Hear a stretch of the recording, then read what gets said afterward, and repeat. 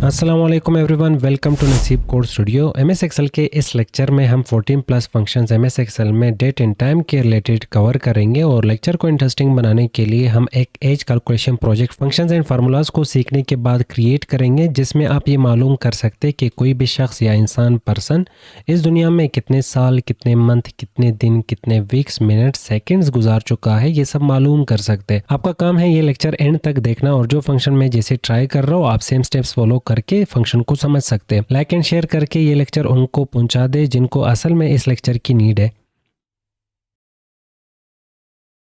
सबसे पहले समझते हैं इन फंक्शंस को। तो यहाँ पे फर्स्ट फंक्शन आ जाता है डेट के नाम से। तो एमएस एक्सेल में हमें डेट का साइंटिक्स नहीं मालूम, जैसे कि पहले हमें ईयर इंसर्ट करना है, मंथ इंसर्ट करना है, या तो फिर डे, या तो फिर एक्सेल में डेट एंड टाइम को सेलेक्ट करके उसे किसी फंक्शन में यूज करने के लिए हमारा हेल्प करते हैं ये दो फंक्शंस। तो सबसे पहला function is equal to date bracket start, Excel में डेट इंसर्ट करने के लिए डेट फंक्शन। और यहाँ पे पैरामीटर में सबसे पहले ईयर मांगा जा रहा, तो हम यहाँ पे ईयर टाइप करते 2025 और फिर मंथ, तो कोमा लगा के मंथ टाइप करते यहाँ पे 11, फिर कोमा लगा के नेक्स्ट डे और डे टाइप करते हम 1 और इंटर करेंगे। तो हमें यहाँ पे एमएस एक्सेल का डेट फंक्शन डेट इंसर्ट करके हमें दे देगा कि डेट कुछ इस तरह से टाइप किया जाता, और इसे हम किसी फंक्शन में भी यूज़ करेंगे तो कोई एरर हमें नहीं मिलेगा। और अगर हम खुद से टाइप करेंगे तो जाहिर है वो फंक्शन यहाँ पे ट्रेन हुआ है इस फंक्शन के बेस पे कि सबसे पहले आपको क्या मिलेगा, फिर उसके बाद क्या मिलेगा, फिर उसके बाद अगर हम खुद से टाइप करेंगे तो उसमें गड़बड़ हो सकती। नेक्स्ट आ जाता है यहाँ पे टाइम, तो equals to time function bracket start, और ये टाइम इंसर्ट करने में हमारा हेल्प करता है। तो सबसे पहले ये यहाँ पे हावर मांग रहा, तो 9 बज रहे, तो यहाँ पे 9 लिखते, फिर कोमा, फिर 24 मिनट, फिर कोमा, और सेकंड्स में खुद से कुछ सेकंड्स टाइप करते जैसे कि 40 और इंटर। तो इस वक्त हमें ये 9:24 AM दिखा रहा है। तो यहाँ पे जो टाइम फंक्शन है वो 24 घंटे के बेस पे काम कर रहा होता है। 24 घंटे मतलब कि दिन में 24 घंटे होते हैं, और इसे अगर आप दो हिस्सों में डिवाइड कर लो तो 12 घंटे AM के होते हैं और इसी तरह 12 घंटे PM के होते हैं।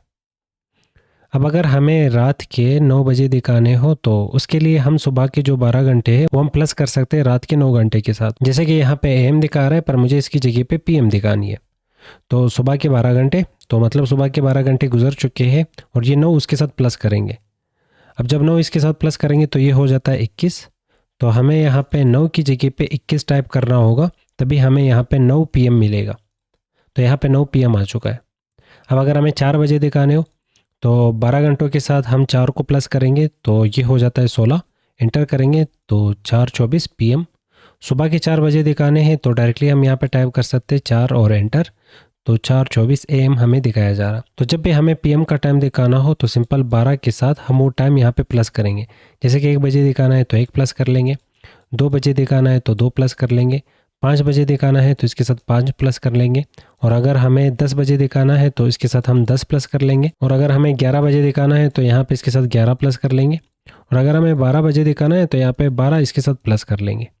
तो कुछ इस तरह से हम यहाँ पे टाइम फंक्शन का यूज़ करके एमएस एक्सेल में टाइम को इंसर्ट कर सकते हैं। नेक्स्ट आ जाता है यहाँ पे डेटेड इफ, और डेटेड इफ के थ्रू हम डिफरेंस फाइंड कर सकते हैं दो डेट्स के बीच में। जैसे कि एक और डेट यहाँ पे इंसर्ट करते तो equals to date bracket start, कोई ओल्ड डेट इंसर्ट करते हैं, जैसे मैं यहाँ पे लिखता हूँ 2009 कोमा, और फिर 1 मंथ टाइप करते, फिर कोमा, और फिर 5 टाइप करके इंटर करते। अब यहाँ पे हमें ये पता करना हो कि इस डेट से लेकर इस डेट के बीच में कितने साल का यहाँ पे डिफरेंस है, तो इसके लिए equals to dated if bracket start. सबसे पहले हमने यहाँ पे इसे ओल्ड डेट दे देना है और इसके बाद कोमा, फिर यहाँ पे जो करीब डेट है वो हम दे देंगे, जो करंट डेट के करीब होगा वो डेट हम दे देंगे। जैसे कि करंट डेट हमने यहाँ पे टाइप किया है, तो सबसे पहले ओल्ड डेट, फिर उसके बाद जो करीब डेट आपने टाइप किया हो या जो करंट डेट टाइप किया हो वो हम यहाँ पे सेलेक्ट करेंगे। सिलेक्शन के बाद नेक्स्ट कोमा, और यहाँ पे अगर हम डबल कोट्स में y लिखते हैं तो y का मतलब होता है ईयर्स, कि इस डेट और इस डेट के बीच में ईयर्स का डिफरेंस दिखा दो। इंटर करेंगे तो कहा जा रहा है 16 ईयर्स का यहाँ पे इन दोनों के बीच में डिफरेंस है। 15 साल तो इसमें पूरे हैं, पर यहाँ पे जो करंट ईयर चल रहा है जैसे कि 16, इसके भी कुछ मंथ्स गुजर चुके होंगे, तो वो फाइंड करने के लिए लिखेंगे वापस is equal to dated if bracket start, और वापस सबसे पहले ओल्ड डेट, फिर कोमा, करंट डेट, फिर कोमा, और यहाँ पे हम लिखेंगे YM का मतलब ईयर्स के मंथ, कि इस ईयर के कितने मंथ्स गुजर चुके हैं, और जैसे इंटर करेंगे तो कहा जा रहा है इस ईयर के जो करंट ईयर चल रहा है इसके 9 मंथ्स गुजर चुके हैं। अब इस मंथ के कुछ डेज भी गुजर चुके होंगे, तो फाइंड करने के लिए equals to dated if bracket start, वापस यहाँ पे old date comma current date comma, और फिर यहाँ पे लिखेंगे एम डी मीन्स के मंथ के डेज हमें बता दो, और इसके बाद ब्रैकेट क्लोज करके एंटर। तो यहाँ पे कहा जा रहा है कि ये जो 9 मंथ चल रहा है इसके यहाँ पे 27 दिन गुजर चुके हैं। तो कुछ इस तरह से दो डेट्स के बीच में आपको डिफरेंस जब भी फाइंड करना हो तो वहाँ पे हम डेटेड इफ फंक्शन का यूज़ करते हैं। नेक्स्ट हमें मजीद टाइम के 3 फंक्शंस मिल जाते हैं, जैसे कि मिनट्स और equals to minute bracket start. Minute के थ्रू हम यहाँ पे टाइम से मिनट निकाल सकते हैं। तो जब भी टाइम में से हमने फ़िल्टर करना हो डेटा, तो इसके लिए ये 3 फंक्शंस, सबसे पहले मिनट और इंटर करेंगे। तो कहा जा रहा है 24 इसमें मिनट आ रहा है। अब हमें इसमें से हावर्स निकालने हैं, तो equals to hour bracket start, और फिर वापस इसे टाइम देंगे, इंटर करेंगे। तो 4 इसमें यहाँ पे हावर आ रहा है, और 4 यहाँ पे इसमें टाइम आ रहा है, बजे आ रहा है, और हावर आ रहा है। नेक्स्ट यहाँ पे सेकंड निकालने हैं, तो equals to second bracket start, वापस इसे टाइम देंगे और एंटर करेंगे। तो कहा जा रहा है 40 सेकंड। तो हमने यहाँ पे मिनट हावर और सेकंड इस टाइम में से फ़िल्टर कर लिया। नेक्स्ट सेम इसी तरह अगर हमें ईयर में से कुछ निकालना हो, तो यहाँ पे ईयर मंथ और डेज आ जाते, तो यहाँ पे डे लिखते। तो सबसे पहले इक्वल्स टू और ईयर ब्रैकेट स्टार्ट, हमने यहाँ पे इसे ये डेटा दे देना है और एंटर करेंगे। तो ये ईयर इसमें से फ़िल्टर करके हमें दे देगा। नेक्स्ट हमें मंथ्स निकालने इसमें, तो equals two month bracket start, यहाँ पे वापस इसे डेट सेलेक्ट करके देंगे और एंटर करते हैं। तो ये हमें मंथ्स बता देगा। सेम इसी तरह यहाँ पे डे भी होता है, तो डे के लिए डे लिखेंगे, डेटा देंगे और एंटर, यहाँ पे डे निकल के आ जाएगा। अब नेक्स्ट अगर हमें आज का डेट यहाँ पे इंसर्ट करना हो, तो लिख सकते हैं यहाँ पे इक्वल्स टू टुडे। टुडे से हमें आज का डेट मिल जाएगा और एंटर करेंगे, यहाँ पे टुडे का डेट आ चुका है। और नेक्स्ट अगर हमें अभी का डेट एंड टाइम दोनों इंसर्ट करना है, तो equals to now bracket start और क्लोज और एंटर। तो ये हमें आज का डेट भी दे देगा और आज का टाइम भी दे देगा। नाउ में हमेशा अपने एक चीज़ याद रखनी है कि नाउ का मतलब अब। तो अभी का जो भी यहाँ पे डेट एंड टाइम था इसने हमें इंसर्ट करके दे दिया। 1 घंटे बाद अगर हम इसे ओपन करेंगे ये एक्सेल का शीट, तो नाउ चेंज हो चुका होगा। फिर उस करंट टाइम का ये हमें डेट एंड टाइम दे देगा, और वापस कल ओपन करोगे तो ये कल का आपको डेट एंड टाइम दे देगा।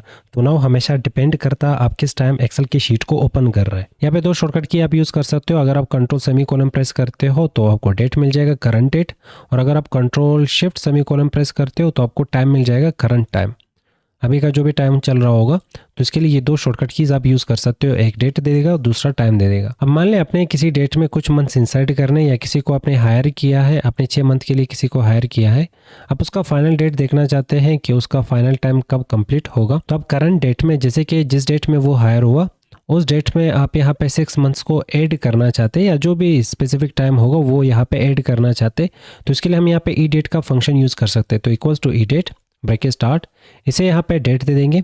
तो मान लो ये हायरिंग डेट है कोमा, और वो यहाँ पे 8 मंथ तक हायर हुआ है, तो हमें 8 मंथ के बाद वो डेट देखना है। तो यहाँ पे 8 लिखेंगे और एंटर करेंगे। तो यहाँ पे हमें कुछ नंबर मिल चुका है, इस नंबर को हम यहाँ पे रिप्लेस कर लेंगे with the help of short date. इस पर क्लिक करेंगे तो हमें यहाँ पे शॉर्ट डेट मिल जाएगा। तो फाइनल डेट हमें यहाँ पे मिल जाएगा कि इस डेट में अगर आप 8 मंथ प्लस कर लो तो 2026 का 7th मंथ और 1st तारीख आ जाएगी। अगर मुझे इसमें 1 साल जमा करना हो तो यहाँ पे 12 लिख सकता हूँ, या तो फिर आप मल्टीप्लिकेशन भी कर सकते हो। जैसे कि 12 मंथ होते हैं, मुझे इसमें 4 साल या 2 साल मज़ीद जोड़ने हैं, तो हम इसे मल्टीप्लाई करेंगे 2 के साथ। तो मैं कह रहा हूँ 2 साल का उसकी हायरिंग होगी, और 2 साल के बाद का मुझे डेटा दे दो, तो इस डेट में 2 साल जमा कर लो। तो हमने यहाँ पे कहा कि 12 मंथ मल्टीप्लाई कर लो 2 के साथ, तो 2 साल का यहाँ पे डेटा आ जाएगा और एंटर करेंगे। तो 2027 का 11th मंथ और 1st तारीख यहाँ पे आ जाएगी। तो जब भी आप किसी डेट में मंथ्स को ऐड करना चाहते हो तो इसके लिए हम यहाँ पे यूज़ कर सकते हैं ई डेट फंक्शन। नेक्स्ट आ जाता है यहाँ पे टेक्स्ट फंक्शन। तो equals to text bracket start, यहाँ पे हमने इसे वैल्यू दे देनी है। जैसे कि मैं यहाँ पे इसे ये वाली जो डेट है इसे ये डेट दे दूँगा, और उसके बाद कोमा। अब इसमें से हमें यहाँ पे डेज फाइंड करने हैं, तो डबल कोट्स लगा के डी लिखेंगे और डबल कोट्स क्लोज एंटर। तो यहाँ पे ये हमें इसमें से सिर्फ डेज फाइंड करके दे देगा। इसी तरह अगर हमें इसमें से मंथ्स फाइंड करने हो तो यहाँ पे लिख सकते हैं MM एंटर। तो ये मंथ फाइंड करके हमें दे देगा। डबल क्लिक करके इसे ओपन करते हैं। यहाँ पे हम ईयर भी फाइंड कर सकते हैं। ईयर के लिए 4 दफ़ा हम यहाँ पे Y लिखेंगे, एंटर करेंगे, तो ये ईयर हमें फाइंड करके दे देगा। अब डे और मंथ में यहाँ पे एक और चीज़ स्पेशल आपको मिल जाता है, जैसे कि हम यहाँ पे अगर DD लिखते हैं तो ये सिर्फ हमें ये तारीख़ दिखा देगा, पर इस तारीख को कौन सा दिन रहेगा वो फाइंड करने के लिए हमें 4 दफ़ा डी टाइप करना होगा और उसके बाद इंटर। तो ये हमें एक तारीख का दिन भी बता देगा कि मंडे रहेगी। डबल क्लिक करके इसे वापस ओपन करते और नेक्स्ट अगर हमें मंथ का नाम फाइंड करना हो, वैसे MM लिखने से ये मंथ हमें दे देता है। डबल क्लिक करके अगर हम 4 दफ़ा ये MM लिखते और एंटर करेंगे तो यहाँ पे हमें उस मंथ का नाम मिल जाएगा। नेक्स्ट और लास्ट यहाँ पे आ जाता है एंड ऑफ मंथ। तो किसी भी मंथ का अगर आपको लास्ट तारीख फाइंड करनी है तो एंड ऑफ मंथ हम यहाँ पे यूज़ कर सकते हैं। तो equals to end of month bracket start. अब हम यहाँ पे इसे ये डेट देंगे और इस वक्त इसमें तारीख आ रही है 1। अब मान लो यहाँ पे जो नवंबर ईयर चलेगा 2027 का, उसका लास्ट डेट क्या रहेगी, वो लास्ट डेट हमें फाइंड करनी है। तो कोमा और यहाँ पे 0 लिख लेते हैं और उसके बाद ब्रैकेट क्लोज करके इंटर। और यहाँ पे एक नंबर जनरेट हो चुका है। इस नंबर को हम वापस यहाँ पे जनरल से कन्वर्ट करेंगे शॉर्ट डेट में। तो कहा जा रहा है कि 11 जो नवंबर रहेगा 2027 का, उसका लास्ट डेट 30 रहेगी। अगर हमें एक मंथ नीचे आना हो तो डबल क्लिक करके यहाँ पे 0 की बजाय -1 लिखते हैं। -1 इंटर। तो गौर कर ले यहाँ पे 11 मंथ चल रहा, पर मैंने यहाँ पे -1 लिखा। -1 मीन्स कि एक मंथ इससे माइनस करके मुझे फाइनल डेट बता दो पिछले मंथ का। तो पिछले मंथ का फाइनल डेट और लास्ट डेट थी 31, और मतलब यहाँ पे जो अक्टूबर था वो 31 तक चला था। इसी तरह -2 लिखेंगे और इंटर। तो 2 मंथ इससे माइनस हो गए। तो अक्टूबर से पहले यहाँ पे सितंबर आ जाएगा और सितंबर का यहाँ पे जो डेट है वो 30 तक चला था। इसी तरह अगर हमें आगे की तरफ इसे लेके जाना हो तो हम यहाँ पे 1 लिख सकते हैं और इंटर करेंगे। तो यहाँ पे हमने इसे 11वां मंथ दिया था, इसने एक मंथ इसमें ऐड करके हमें 12वें मंथ का लास्ट डेट हमें फाइंड करके दे दिया। तो जब भी किसी भी मंथ का हमें लास्ट डेट फाइंड करनी हो तो एंड ऑफ मंथ फंक्शन का हम यूज़ कर सकते हैं। अब इन्हीं फंक्शन को हम यहाँ पे कंबाइन करते हैं इस प्रोजेक्ट में, और इस प्रोजेक्ट में हमें ये सारी चीज़ें फाइंड करने। तो सबसे पहले डेट ऑफ बर्थ, हम यहाँ पे कोई random date of birth insert करते हैं। तो मैं यहाँ पे लिखता हूँ = डेट ब्रैकेट स्टार्ट और लिखते हैं यहाँ पे 2001 कोमा, और मंथ लिखते हैं यहाँ पे 1 फिर कोमा, और डे यहाँ पे देते हैं इसे 5 और इंटर। इंटर करने के बाद यहाँ पे हम डेट ऑफ बर्थ किसी एक शख्स का इंसर्ट कर चुके हैं। इसके बाद करंट डेट इंसर्ट करने के लिए कंट्रोल सेमीकोलन इंटर, या तो फिर हम यहाँ पे = today bracket start close inter. तो आज का जो भी डेट रहेगा, जो भी मंथ ईयर और डे रहेगी, वो हमें यहाँ पे ये दे देगा। अब इन दोनों डेट्स के बीच में हमें डिफरेंस फाइंड करना है और ईयर्स फाइंड करना है। तो = डेटेड इफ ब्रैकेट स्टार्ट, सबसे पहले ओल्ड डेट कोमा, उसके बाद न्यू और करंट डेट कोमा लगा के डबल कोट्स में हम यहाँ पे वाई लिखते हैं। हम कह रहे हैं कि इस डेट और इस डेट के बीच में डिफरेंस बता दो, और वो भी ईयर्स का। और जैसे ही इंटर करेंगे तो ये यहाँ पे कह रहे हैं 24 साल।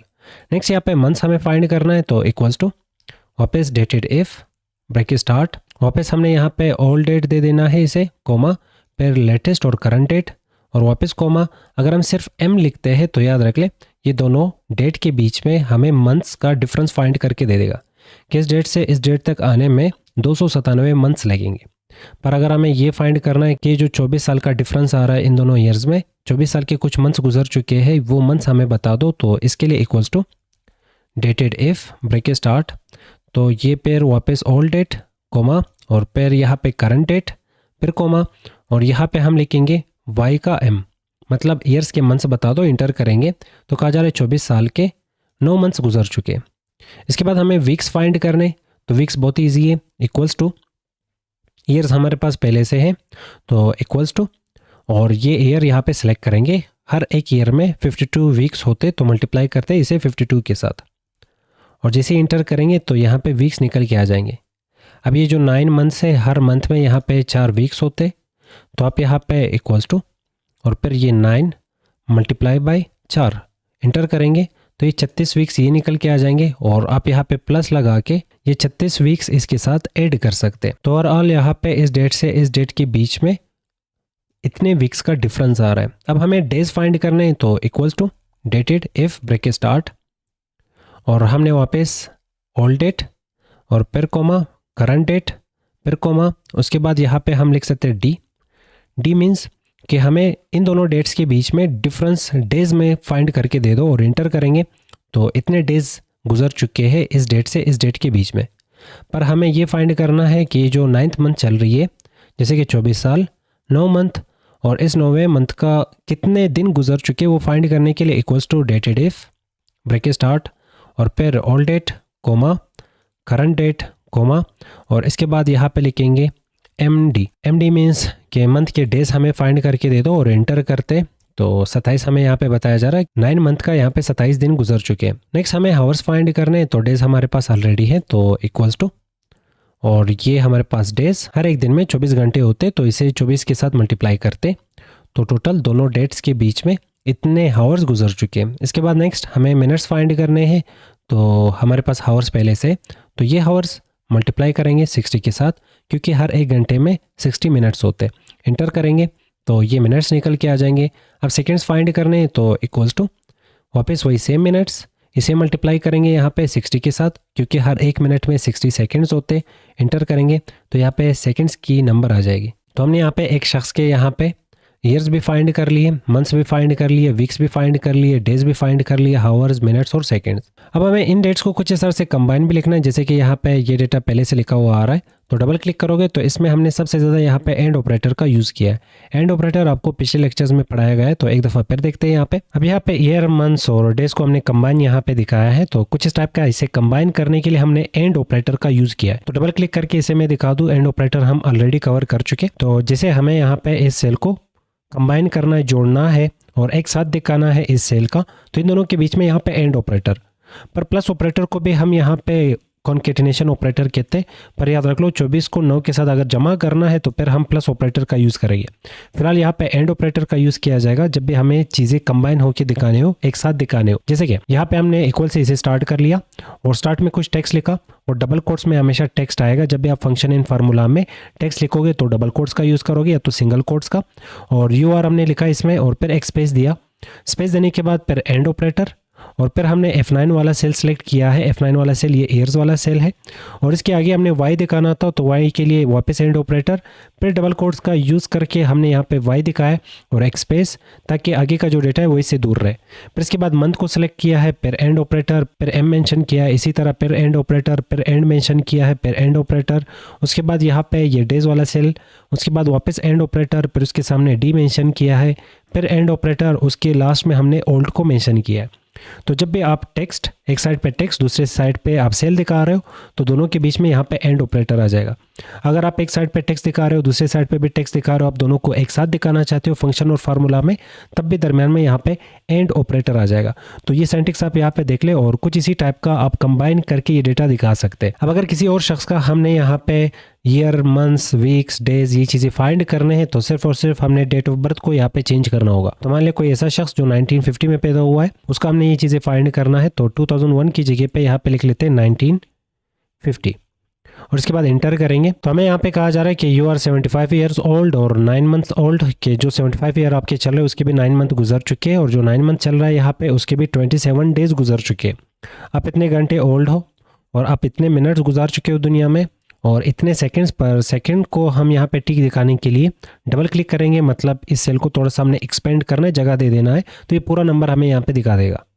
और यहाँ पे भी हमें पूरा डेटा दिखाया जा रहा है। एज कैलकुलेशन का प्रोग्राम टोटल ऑटोमेट हो चुका है, हमें सिर्फ यहाँ पे डेट ऑफ बर्थ को चेंज करना है, और बाकी डेटा यहाँ पे खुद बहुत चेंज हो रही होगी। अब टुडे का मतलब हमेशा टुडे होता है, तो कल भी आप ओपन करोगे तो ये कल का आपको डेट दे देगा। टुडे मतलब आज, आज अभी का डेट, तो फिर कल अगर इसे ओपन करते तो फिर कल का ही हमें डेट दे देगा। परसों इसे ओपन करोगे तो ये परसों का डेट दे देगा। तो इसका मतलब आज होता है, तो आज कभी भी आ सकता, अभी आज का दिन ख़त्म हो जाएगा, फिर कल का दिन, वापस कल के दिन को हम वापस आज कहेंगे। तो टुडे फंक्शन हमेशा एक्सेल की शीट पे डिपेंड करता कि आप एक्सेल की शीट कब ओपन करने जा रहे हैं।